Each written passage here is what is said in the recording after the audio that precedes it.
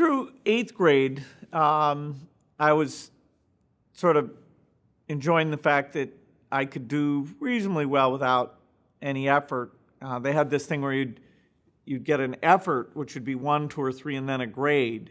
And so the ideal I always wanted was an A3, where you had the least effort but the highest grade. So my grades weren't all that great. And then in 8th grade, I had been at a private school for a couple of years and decided that I better start getting good grades, both in terms of having some freedom, the way I'd be treated, and thinking about college. So from 9th grade on, I had a reasonably spotless grade record. So that I got quite serious about grades at that point. Math was the thing that came most natural to me.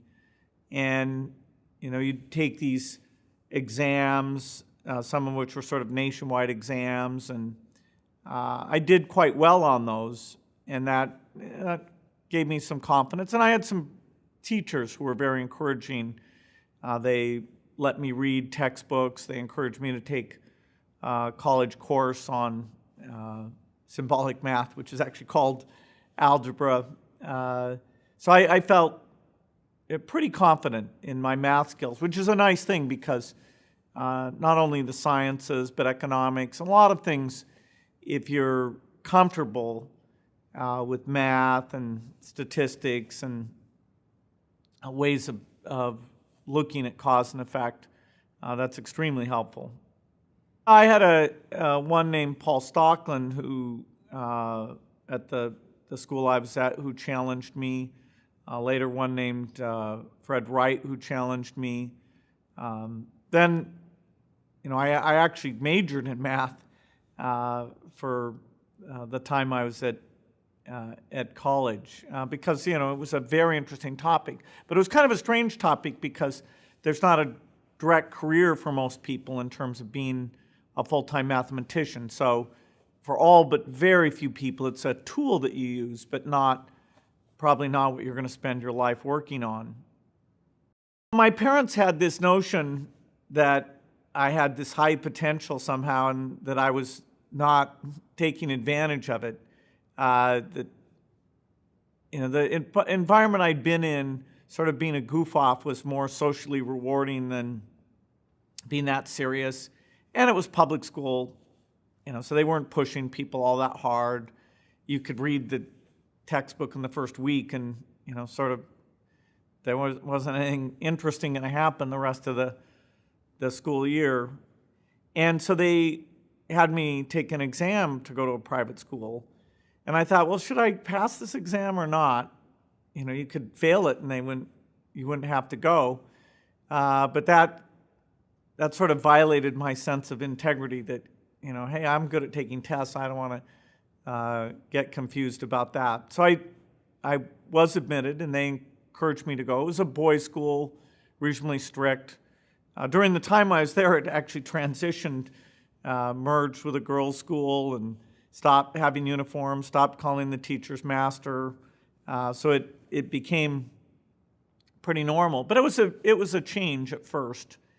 And the idea of just being kind of a goof-off wasn't the sort of high reward position like it'd been in public school. So that you know, my parents were right. It had the intended effect of creating a more challenging environment. And some teachers who were nice about saying that, you know, I should try harder and exposing me to a lot of math and science. And eventually, that's where I got to use the computer. Lakeside was a longer school day, and it's a change. I had gotten super comfortable at public school, kind of being goofy, and you know, here people were studying, and at first, because I didn't get great grades, they had me in a study hall, and a few people who got really good grades didn't have to go to the study hall, and nobody knew, you know, that I was actually clever. So, they were actually treating me like some average student. Anyway, it was an adjustment, and all the other kids there were making the adjustment as well. So it took a couple of years to get my grounding. I'm super glad that I went to that school. It was a fantastic school. I'll probably send my kids to that school. The Lakeside's Mothers Club had a rummage sale every year to raise money for the school. And instead of just funding the budget, they always would fund something kind of new and interesting in addition. And without too much understanding, they decided having a computer terminal at the school would be a novel thing. It was a teletype, uppercase only, 10 characters a second, and you had to share a phone line to call into a big computer, a time-sharing computer that was very expensive. It charged, when you were connected up, it would charge, and then when you actually had a program running, it would charge a lot more. And so they set up this teletype, and some of the math and science teachers, played around with it. One of them accidentally spent a lot of money with the infinite loop program. They spent like $200 by surprise. And so they were a bit intimidated, and a bunch of us kind of hung out there and tried out different things. The programming language was BASIC, which was quite novel at the time. It had been invented by some Dartmouth professors. And so that was the first computer language I learned. And I wrote increasingly complex programs. And so that 8th grade exposure was a pretty neat thing, even though what the machine we were working on was quite limited. The idea of students playing around with a computer was very unusual at the time. And in fact, that computer, eventually the costs were high enough they took it away, but then some other computer companies had come around, including one in Seattle, that a bunch of us went down and volunteered to help out and do some work for us. So from that point on, we always managed, although it was dicey at times, to find access to computers. And that was very unusual in high school. But it took a lot of initiative on our part to get those experiences, but we wouldn't have done it if we hadn't had that early 8th grade exposure. The key point is that computers were immensely expensive and cost millions of dollars, a machine that was far less powerful than what you have in a cell phone today. And so that either you'd have a very important application, or you just shared the machine with other people, and still you had to pay quite a bit of money. And so time sharing is where you're connected up and sharing the machine.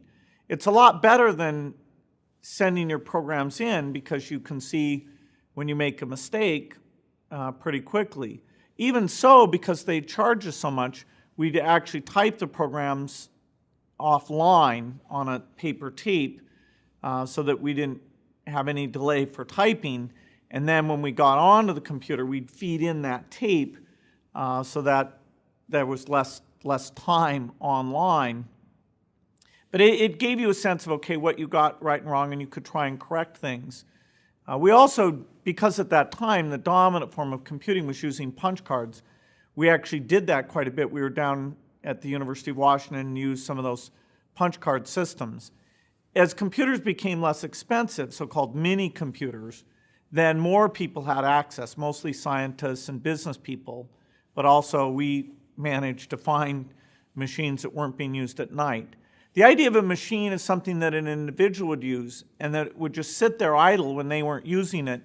That only made sense about a decade later, when the work that we and others had done had gotten the price down so dramatically that the idea of a computer sitting idle doesn't feel like some huge waste of resources like it did when they were so expensive and rare.